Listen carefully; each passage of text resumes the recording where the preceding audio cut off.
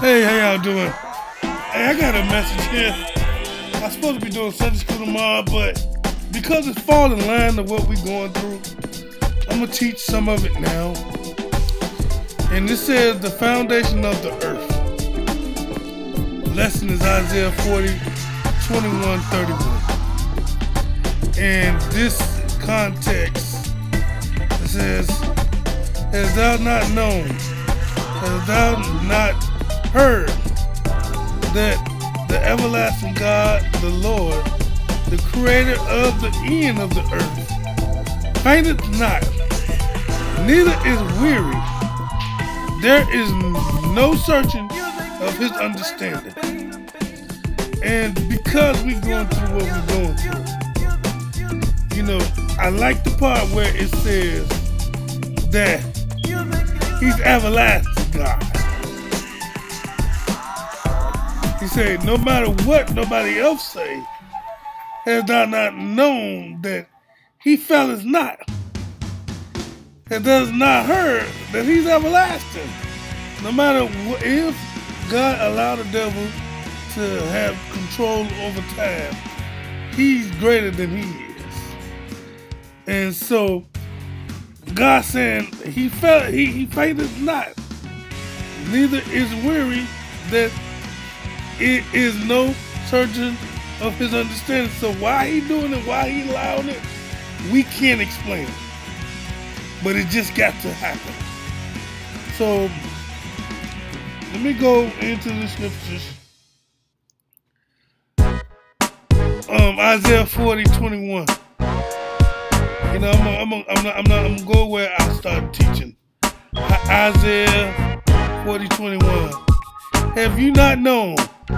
Have you not heard? Have it not been told you from the beginning? Have you not understood from the foundation of the earth? Now, this was talking about the Israelites. How they should understand who God is, because from the beginning, from Adam to Moses to Noah, they should know. Noah, they knew the stories of him parting of getting the ship and making the ship when it didn't rain, and him and his family getting saved. Then they should have heard that, but then God talked to them. God talked and walked. And then they knew, because they experienced the power of God in Egypt with Pharaoh. And then when they crossed the Red Sea, when they didn't have no food, he provided for them in the wilderness. He rose up the Red Sea and let them walk on dry land. So they recognized and familiarized within the scope of their knowledge, because they couldn't explain it, but they knew it. But see, in this scripture, I like it because people can tell you something, like we telling most people about this Mandela effect, and they hear the sound, they hear it, but it's like noise. And we tell it to everybody, and they know by the speech or the writing or the examples that we putting forth, but they don't recognize, or they can't familiarize themselves with the scope of what's going on. So it's very important that you understand with your whole heart the scope of what's going on. God said we're not ignorant of the devil's devices. So we must have knowledge and understanding the scope and recognize when something is happening. So God said, in this passage, he said, you know my power. You know what I've done. You done heard the story. So, why are you acting like you don't? It says, do you not understand them? Do you perceive them, the meaning of of the idea. And do you comprehend? See, some people can't comprehend because they don't want it to happen. They don't want the devil to take control. They don't feel like you can't go back in time. It's impossible. You know, God said all things are possible. So, you know, to them that love the Lord.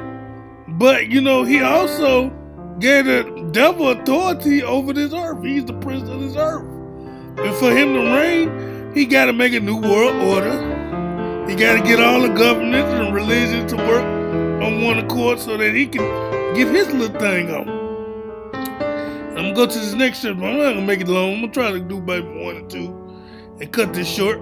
It says, It is he that sitteth upon the circles of the earth, and in the inheritance thereof are as grasshopper that stretches out the heavens as a curtain.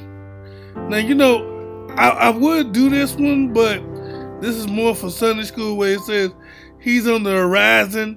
He's sitting looking at what's going on at his high view, vantage point. You know, he's lining. He got the sky lined up with clouds, thin clouds, as fabric gazing. But you know, this is not what we're going through. But I like this one right here, where it says that bringeth the princes to nothing. He maketh the judge of the earth as vanity. Because right now our leaders think they got more power than God. They think that they can do what they want to do. And God's going to not show himself eventually. You know, God is allowing, he's allowing, you know, them to think they got it. But God said he's going to bring the princes, the presidents, and the governors to nothing. And he's going to make the judges the one that's making all these bad rules and regulations. You know, God said, obey them and have rule over you, but that's only when it's not contrary to his rule.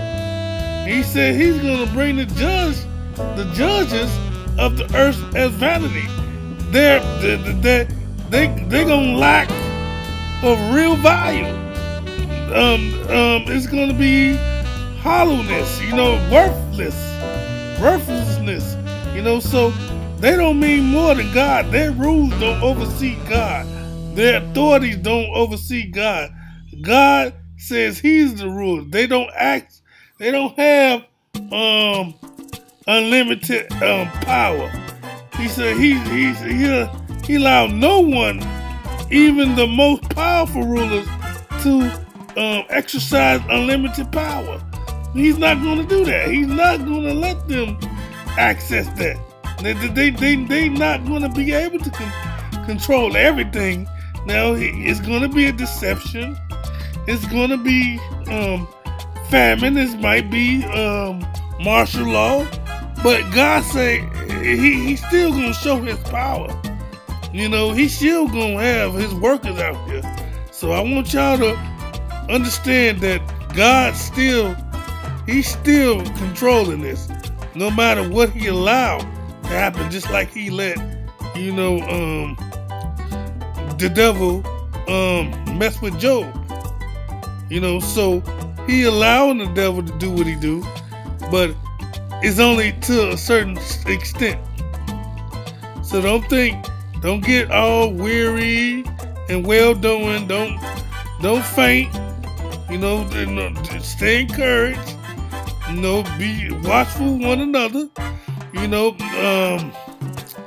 be wise as a serpent and humble as a dove. You know, and God says that you gotta watch well as pray. So don't be ignorant of the devil's devices.